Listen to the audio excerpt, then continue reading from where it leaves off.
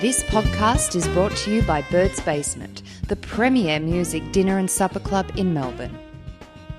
And now, please welcome your host, entrepreneur and jazz guitarist, Albare. Hello, everybody. Welcome to the Bird's Basement show. I'm Albare Dadon. We are at Bird's Basement on the stage, and I'm very pleased to be here with the members of the Rolling Stone project, who are actually members of the Rolling Stones band.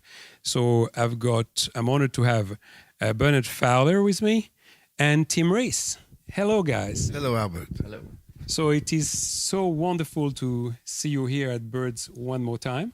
It's good to be back here. The best sounding club In the universe. In the universe. Anywhere. Thank you for that plug. No, it's the truth. So, and Tim, you just both arrived in Australia, and you have flown over from New York, right?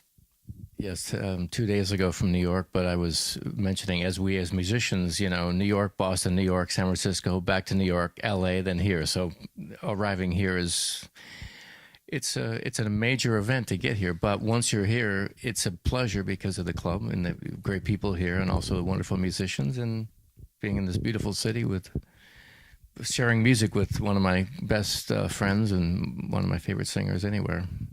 And it's fantastic because you've got a couple of days to rest anyhow before the show. So it's not like we are asking to perform this evening, although we should, really. We should. So Bernard, you've been with the Rolling Stones for a little while. How long? Yeah, it's been a while. It's about 30 years now. I've been singing with the Rolling Stones for 30 years. And I'm hearing in the grapevine that once Mick Jagger retires, you're it. No, when Mick Jagger retires, that's it. There is no Rolling Stones. There after is that. no more Rolling Stones. That's a shame. Yeah, there are some bands he's where irreplaceable. You can't replace him. Yeah, I guess so. I guess you are absolutely right. What about you, Tim? When did you join the band? This is my 20th year, so I'm 10 years behind Bernard, but it's hard to believe 2 decades went like this. And when I joined the band, I'm older now than what the Stones were when I joined. Because at that time, this is 20 years ago, so I was in my late 30s, and I was like, oh, these are guys who are in their 50s, my God, And I was getting jokes from friends, you're with these old guys, and I'm like, are they that old? And here I am now in my 50s, and they're in their 70s. So it's.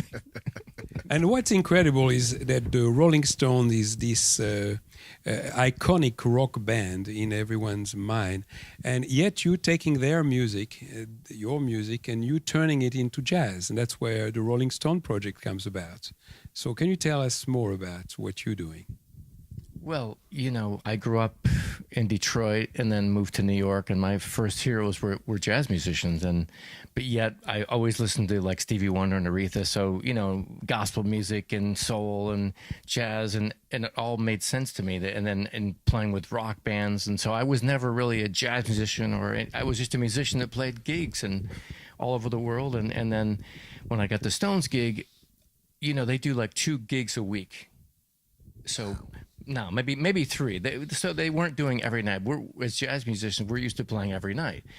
So on my off nights, I can't sleep, and I just go hang out in clubs and stuff and sit in with musicians. And I got the idea, man, maybe I could do some jazz arrangements of the music. And then Bernard started suggesting you should check out this tune, check out this one. Things that maybe weren't so typical, or this tune of Keats is cool, this one. So I just started like taking a different direction, and then 3 songs became 5, became a whole CD, became a second CD, and we did big band arrangements. And so then it became 10 years of doing these great gigs. Has Mick Jagger ever come and checked your ass? Yeah, he did. Charlie comes most, if he's in, if we're in the city where he always comes out and hangs. He loves hearing Bernard sing, and often he sits in with us. But yeah, he's Keith and Ronnie. Yeah, I think if I'm not mistaken, the first time they actually came was in Australia. That's right.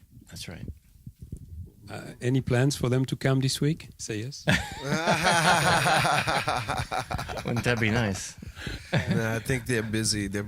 I think they're busy recording, doing some new recording. So Okay, when is the next tour of the Stones? The next tour of the Stones is actually scheduled. Yes, it's scheduled. Not far away. I think it starts in April. It starts in April. And so you're not recording on their album when they're doing an album? Sometimes we do, sometimes we don't. And this Depends on where they are and where we are, and what they need, and just depends. Very good.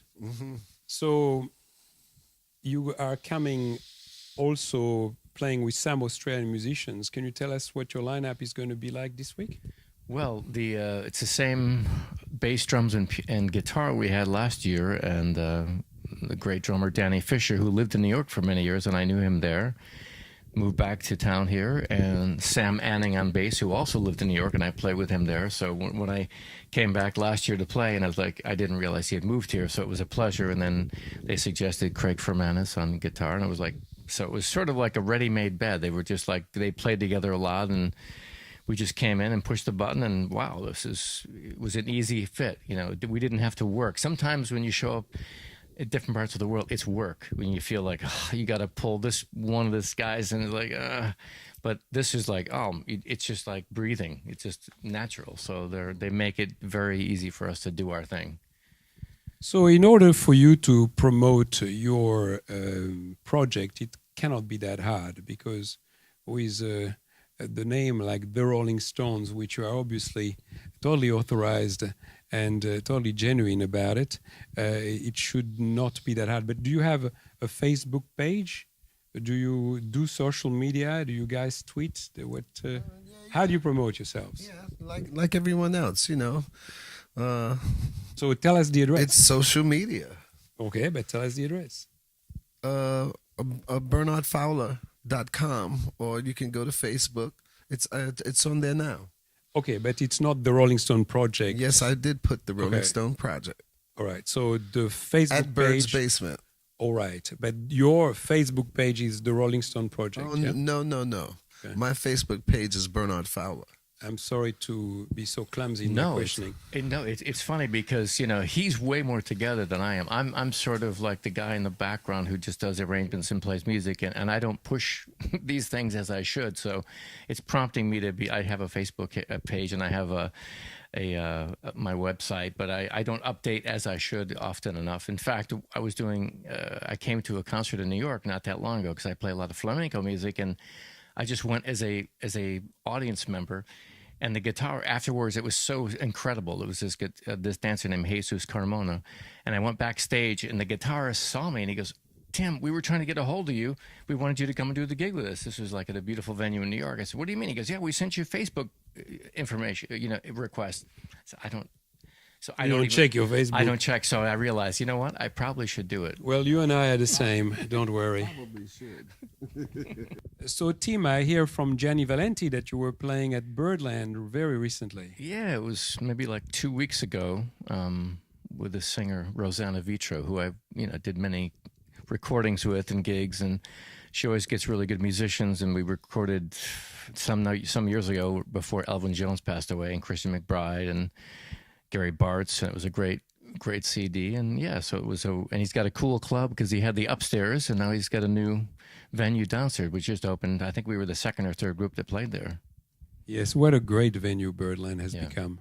It's really, truly fantastic. Bernard, do you play there sometimes? No, I haven't been there yet. Yeah, we have. In fact, he asked me now because he called me before coming in, and then he said, "Well, you guys have to come here and do this." And I said, "Okay." You should do your project at Birdland for sure. Yes, I'll talk to Gianni. Don't worry, we haven't done. Actually, we've never played New York. We've never played New York. Which is weird because we lived. Well, maybe. No, we did play one time. 10 years ago. Yeah, it was a while ago. Yeah. There you go. So I'll tell Gianni. You never know. Bernard. Yes, sir. Can you please tell the public what songs have you got in store for them?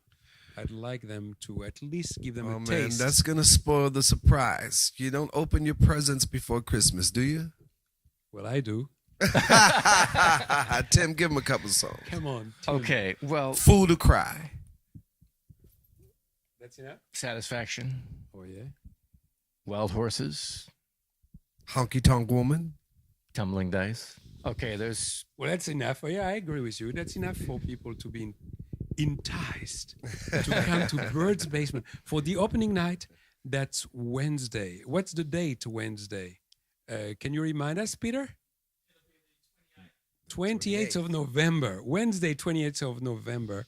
The opening night. There are still a few places left. You should hurry. And then, of course, they're playing on Thursday and Friday and Saturday. Friday, Saturday, nearly full. We've got a brunch on a Sunday. The band on stage will be 2:00. We're opening the venue at 12. Thank you for listening. Thank you, Tim. And the winner of the brunch gets to share their brunch with me. Wonderful. I win.